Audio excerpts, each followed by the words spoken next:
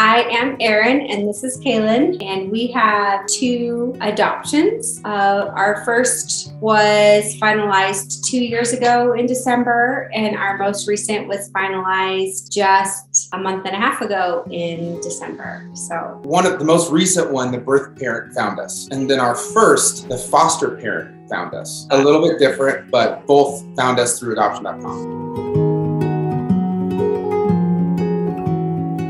When we got married, we knew that the first thing we wanted to do was get started on building our family. It's very important for us to have a family, and for whatever reason, we weren't able to do that on our own. After about 6 years or so, we decided to go the adoption route. Yeah, it was infertility treatments with the earnest want to have family and be parents and to have children that journey led us to adoption. This was the way that we were going to be able to start our family.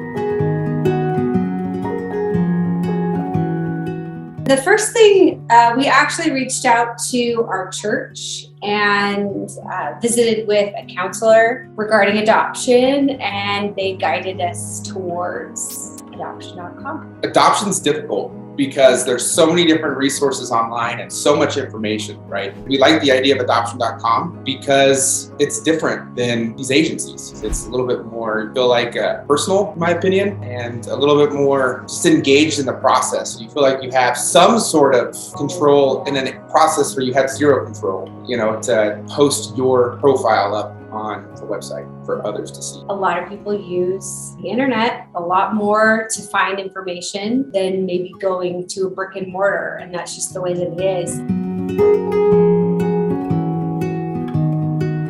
So we aren't into social media at all. And so it is weird. Kind of felt like a dating website in a way. You're like putting this stuff on here. I hope that they like me. I hope that our sincerity comes across and we don't seem like we're trying to create this facade about who we are. We didn't want, professional photos and, all sorts of, we just wanted to be real. And it's a really humbling process too, because as you're going through it, you're like, oh man, why would anyone pick us? And you feel that way. Why would anyone pick us? Of all the people. Of all the people on there and all the beautiful families and all the beautiful pictures and couples, why would anyone pick us? We just kind of thought this is something we need to do. Let's try to be sincere and honest and 100% real through this process. And writing the letters, that's the hardest part, trying to get in the right mindset and trying to understand where maybe a potential birth mom is coming from as she's viewing these profiles and going through these profiles.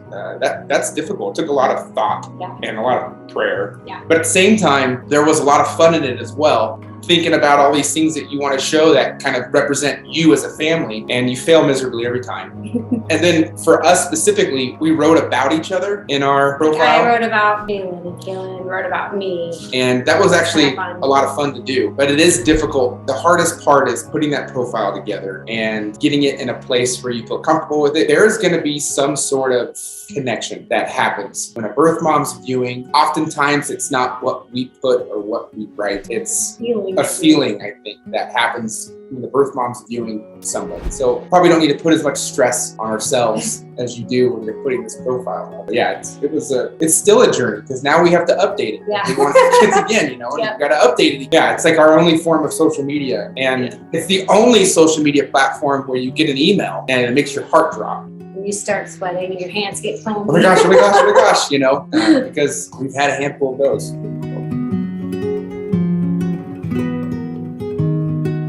She emailed us. Erin showed it to me. We looked at it and she gave her phone number and we called her right away. And as soon as we called her and said who we were, she started crying. It was an hour-plus conversation. Yeah, we talked for a long time. And she became, at that point, it's like at that point when we started talking, we all knew where this was heading and where it was ending, and she had become part of our family. Maybe very unique in this situation, but because she's such a special person, we started talking often. Yeah, probably about once a week, and we either talk on the phone or we do do FaceTime or a video chat of some sort, just to kind of get to know her. And, those times to connect were really good because we both kept each other in the loop almost equally, I would say. All of it. She really seemed to appreciate having us to talk to and to fall back on, because she didn't know, she'd never, been through the process before. And so she sought that out with us. I feel like we became her support because she didn't have as much of that support at where she lived with her family. So we became that for her.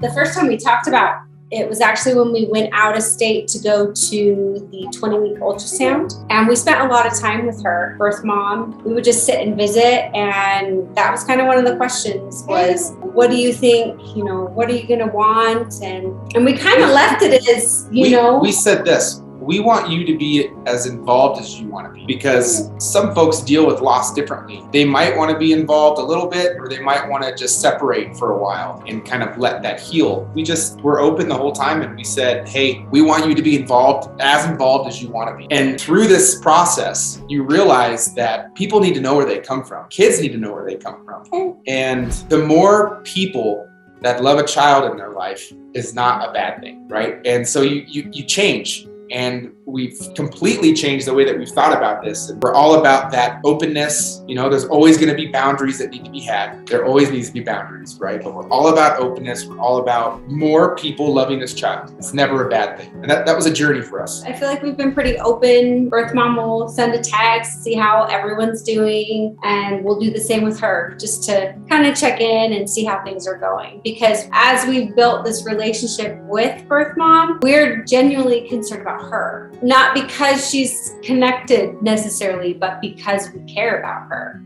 So we want to know what's going on in her life. We want to know how she and her daughter are doing. And so she's a part of our family. Yeah. My other son calls her auntie. It's just like if you were sharing information with a cousin or someone that you're a closer relative. That's kind of how it feels.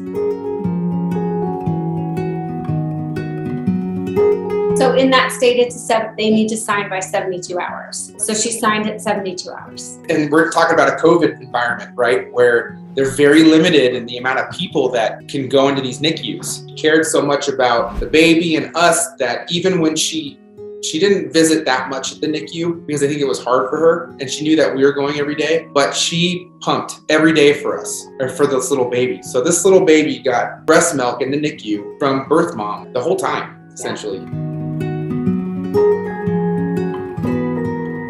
Our little boy, since he came out of foster care, so his case is sealed, names redacted. So there is no contact with family. And his foster mom that he had the first 10 months of his life, and he had medical issues too. So that foster mom is grandma. Anytime she's in town, we make sure she comes by. We still have a relationship with her. And although our son may not remember her, he knows that she's grandma. Grandma, yep. Yep. So what's interesting is we had just put our profile on, and I sent it to a few close friends, and one of my friends is on Facebook, and so she posted like a link or something to our profile. Her friend saw it, and her friend knew our little boy's first foster mom from years prior. Foster mom took a look at our profile, and she felt very strongly that this was the family. She emailed us through the website after that. And so we got. The county that we were working with was very flexible and allowed things to happen and didn't have to, right? And they actually were like, hey, you've been with this child to the foster mom. And we trust you, and we're going to value your opinion on who this child needs to go to. And everything worked out. And we became foster certified, and he became our foster to adopt child. Yeah. And we went through that whole process of termination of rights through the courts and then adoption through the courts. So he was with us for a year as a foster child before we could finally be moved.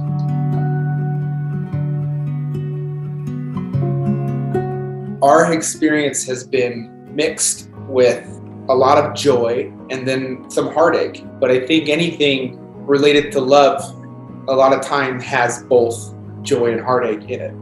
And I think that that's kind of natural to expect. But the process itself and being able to have the appearance or the feeling of a little bit more ownership into this to have that hope that your profile is out there and that somebody might come across it and there might be that connection that happens has been very fulfilling to us and nice. It feels good, right? That we've got something out there for someone to potentially see and pick, and it's better than not having it. I feel like it's been such a huge blessing to have the resource of Adoption.com because, I mean, 4 years ago, it was just the two of us. We're in that same position where it takes a step of faith or a leap of faith in many cases just to even get to this point of adoption and then get to the point where you want to post your profile. And we're in the same position that probably a lot of folks are in right now. We're like, this is never going to happen. This is going to be 6 years down the road, or it could be however long it is. And you just never know, right? You put yourself out there and whatever happens, happens. And here we are, 4 months with 2 kids. And we never would have thought. And one more. And we don't know how. One more. And we want one more. So we're going to, have to update our profile and we're going to, use adoption.com again. Hope it works. Yeah. We were a naysayer at the beginning, but that leap of faith, a couple of steps through the darkness to see the light sometimes. And we did it. We have never been more blessed.